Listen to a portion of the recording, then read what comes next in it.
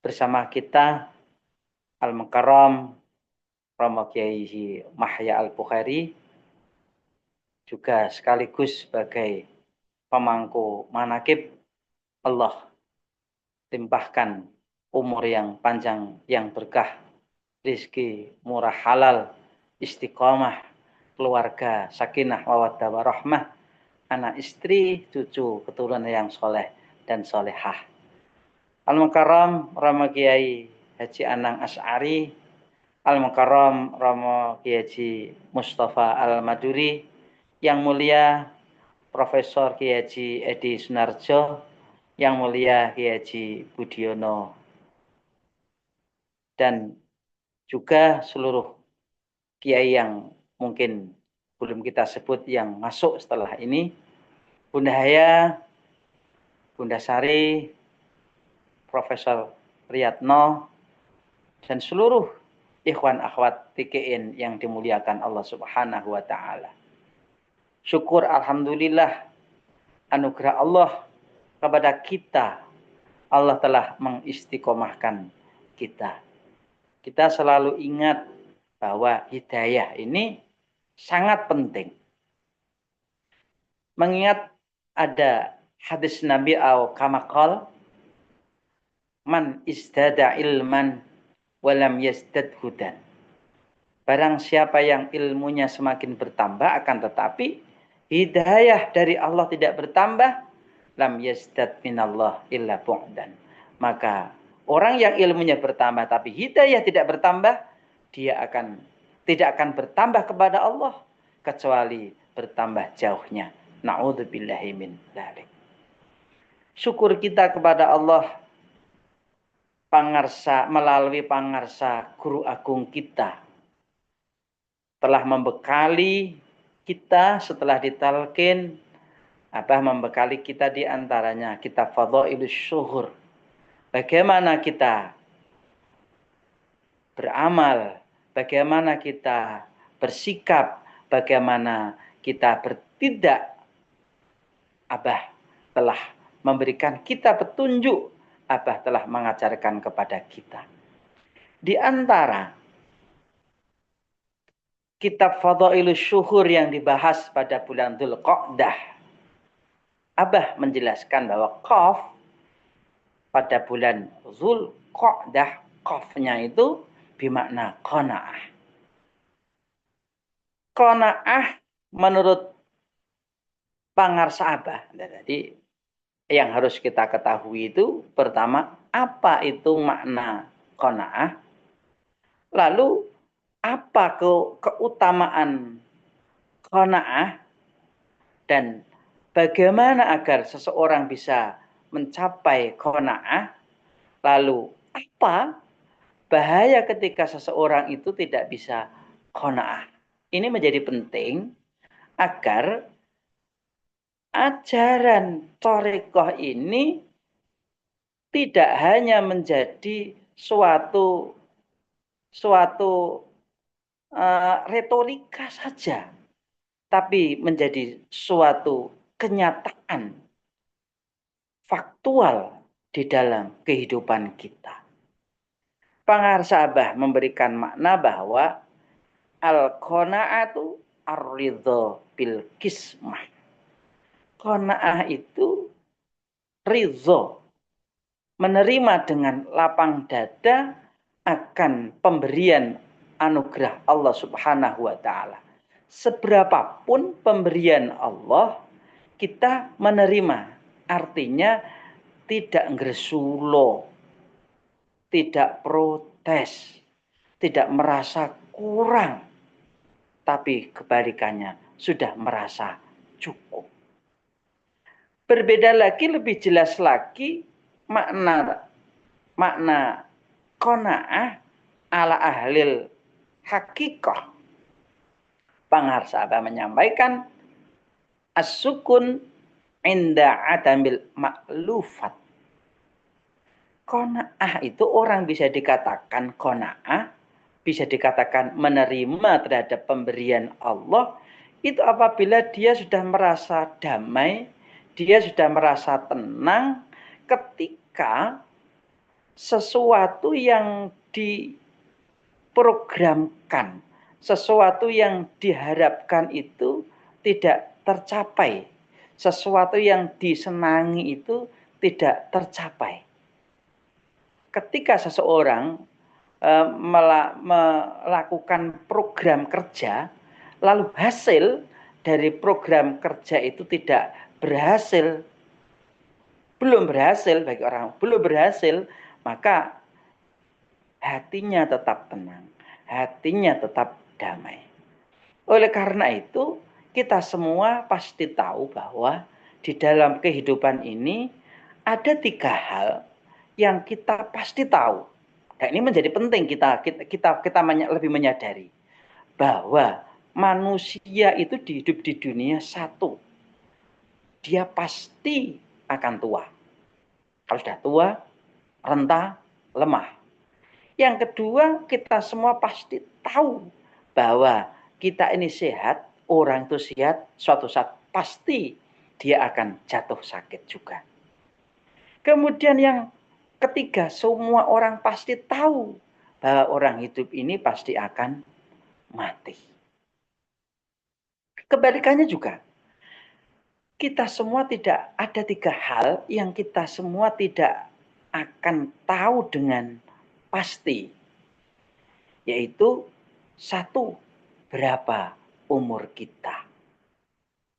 Wa ma tadri nafsun madza taksibu ghadan wa ma tadri nafsun bi ayyi ardin tamut. Tidak ada satu orang pun yang tahu apa yang akan dilakukan esok dengan pasti, dan tidak ada satu orang pun tahu kapan di mana dia akan mati.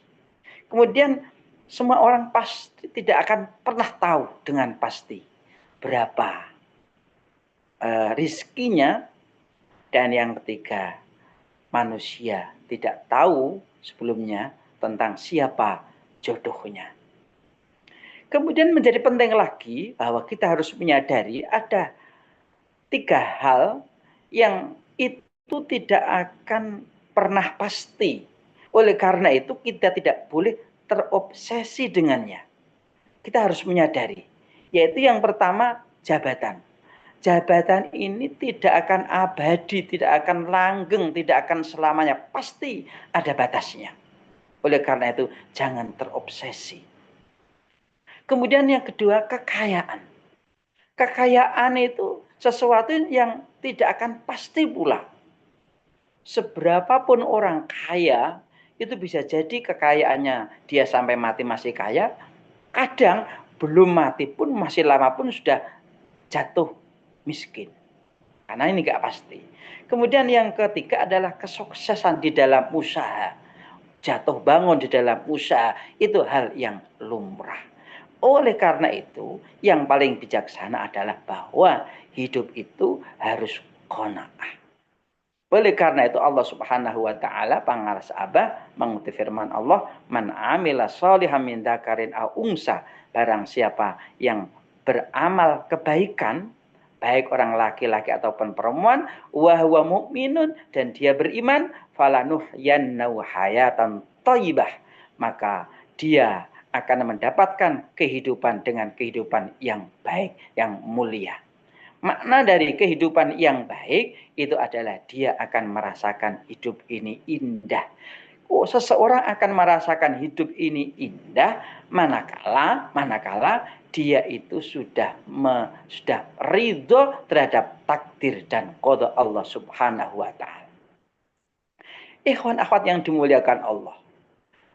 Apa bahaya seseorang yang tidak qanaah? Orang yang tidak bisa qanaah itu akan mengantarkan ketidakterimanan, ketidaksabaran, dan tidak bisa syukur. Allah Subhanahu wa taala mengancam orang yang kayak gini.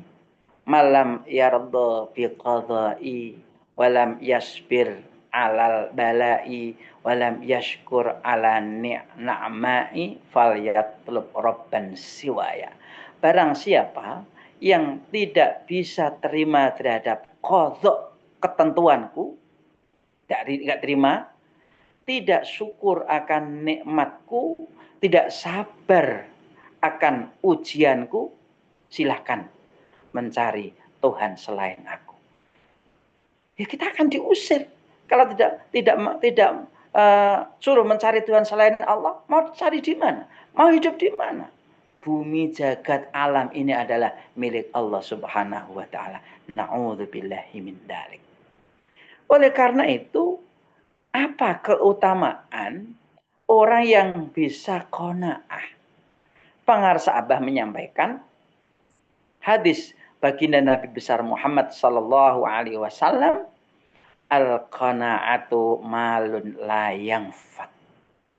Orang yang qanaah, orang yang bisa menerima pemberian Allah tanpa merasa kurang, tanpa ngersulo, tanpa protes, maka dia telah mempunyai malun layang fat, harta yang tidak akan ada habis-habisnya.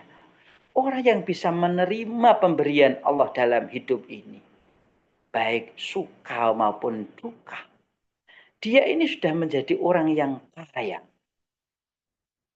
Kenapa? Dalam hadis yang lain Rasulullah bersabda, laisal ghina ghinal mal walakinnal ghina ghinal qalbi wa fi nuskhatin ghinan nafsi. Bukan yang namanya kekayaan itu karena kaya akan materi, ghinal mal. Wa fi nuskhatin satu redaksi ghinal ghardi, kaya, ghinal ardi, kaya akan harta.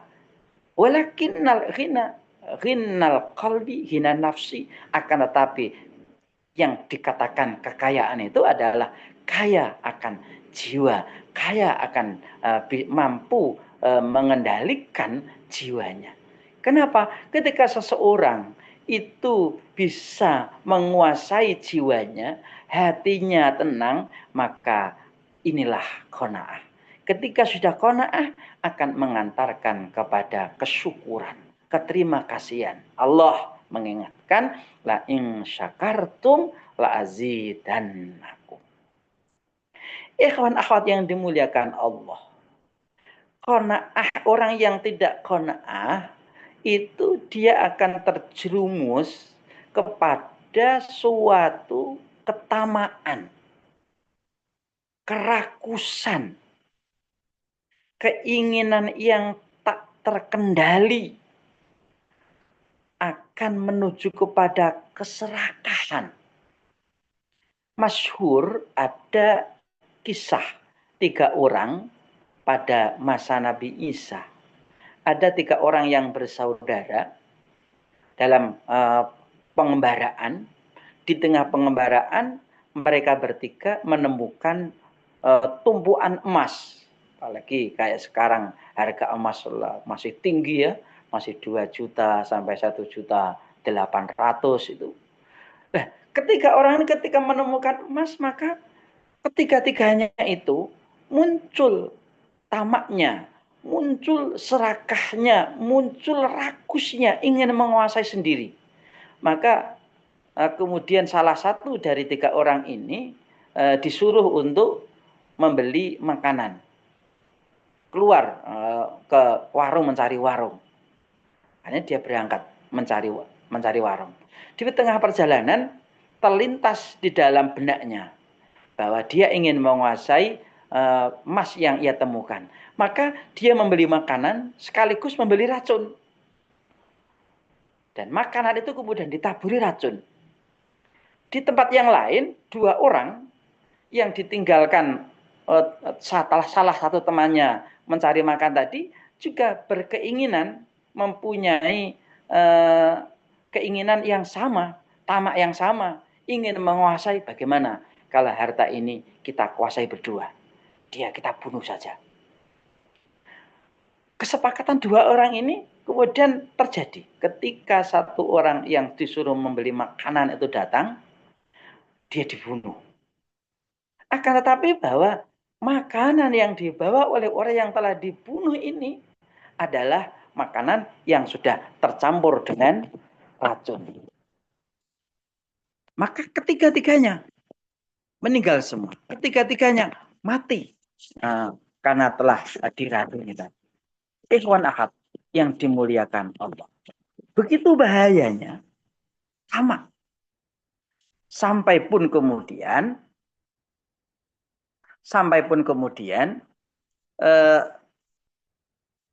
di dalam kisah Qarun menjadi sangat berharga bagi kita semua. Kemudian Baginda Pangarsa Abah mengajarkan kepada kita melalui hadis Nabi Muhammad SAW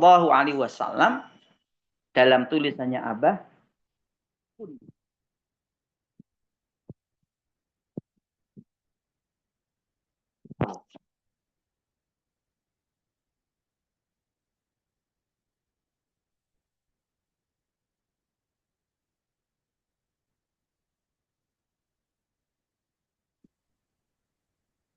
Gak ada suaranya Pak Kiai Zainal. Yang lain dengar nggak? Enggak pun, enggak ada suaranya. Nggak ada suaranya Bunda. Hilang suaranya. Kiai Zainal nggak ada suaranya. Iya mah nggak ada, soalnya dikirain punya saya sendiri. Makanya saya ngomong. Sama Kiai Zainal ya. keluar dulu kali, masuk lagi, coba gimana?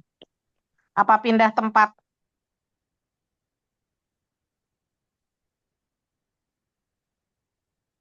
Nggak ada suaranya Pak Kiai. Bisa ditelepon, Bu. Dia bisa saya telepon, tapi kalau dia lagi gitu kan nggak bisa ditelepon Pak. Bentar, Oh, maaf. Tapi Maaf. kalau saya ngomong dia mestinya dengar gitu. Oh iya.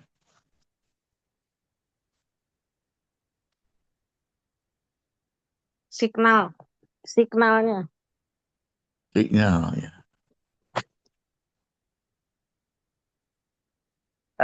Ada suaranya sekarang? Ada. Oke. Alhamdulillah. Terakhir kita sampaikan pesan dari Pangarsa Abah dalam kitab Fadhilus Syuhur. Kun waro'an takun a'budan nas. Jadilah engkau orang yang wirai, orang yang berhati-hati di dalam bertindak, menjaga ini halal, ini haram, maka kamu akan menjadi a'budan nas, wa fi nuskhatin azhadan nas. Orang yang beribadah paling zuhud. Zuhud itu orang yang hidupnya tidak kemantil-mantil terhadap dunia, tidak terikat terhadap dunia, tidak terlalu mencintai, tidak mencintai dunia. Wa kun qani'an takun ashkuran nas. Jadilah engkau orang yang menerima, orang yang qanaat. Maka kamu akan menjadi manusia yang paling bersyukur. Wa fi nuskhatin takun aghnan nas. Kamu akan menjadi manusia yang paling kaya.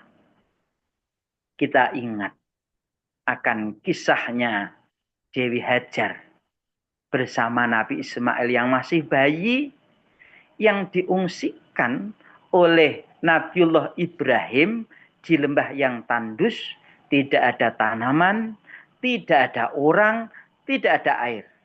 Konon beliau hanya ditinggali sepotong roti dan satu kepis air. Ketika Nabi Ibrahim meninggalkan keduanya, yaitu Sayyidah Hajar dan Nabiullah Ismail yang masih bayi, Sayyidah Hajar bilang kepada Nabi Ibrahim, "Wahai suamiku, apakah kami berdua akan engkau tinggalkan di sini?" Kata jawab Nabi Ibrahim, "Iya." Lalu pertanyaan Sayyidah Hajar kepada Nabi Ibrahim selanjutnya, apakah ini aku tinggal di sini ini atas perintah Allah, wahai suamiku? Ya, kamu di sini ini adalah merupakan perintah Allah. Lalu apa kata Siti Hajar? Ya, terima kasih, saya akan menerima. Ketika ini adalah merupakan perintah Allah, bukan hawa nafsu suamiku, maka Allah tidak akan menyia-nyiakan saya, tidak akan menterlantarkan saya dan anak saya. Ikhwan akhwat yang dimuliakan Allah, kita ambil pelajaran dari kisahnya Sayyidah Hajar dan Nabiullah Ismail. Meskipun dia dalam kepasrahannya kepada Allah, Sayyidah Hajar itu tetap usaha. Di antara usahanya Dewi Hajar adalah lari-lari kecil dari Safa ke Marwah untuk mencari air. Maka pada berikutnya, barakah Allah, kemuliaan Allah, karamah Allah di bawah kakinya Nabiullah Ismail kemudian keluar air yang sekarang kita kenal dengan air Zam-Zam. Dari kisah ini kita berusaha, kita bekerja tidak menuju kepada hasil, tapi harus perhatikan perhatikan prosesnya, karena hasilnya nanti kita serahkan kepada Allah Subhanahu wa taala. Terakhir kalinya bahwa bagi orang mukmin, apalagi murid Abah, tiada kata gagal, yang ada adalah kesuksesan yang tertunda. Berkah semuanya, segalanya, selamanya. Al-Fatihah. A'udzubillahi minasyaitonirrajim. Bismillahirrahmanirrahim. Alhamdulillahirabbil alamin arrahmanirrahim maliki yaumiddin. Iyyaka na'budu wa iyyaka nasta'in. Ihdinas shiratal mustaqim. Shiratal ladzina an'amta 'alaihim ghairil maghdubi 'alaihim waladdallin. Amin. Assalamualaikum warahmatullahi wabarakatuh.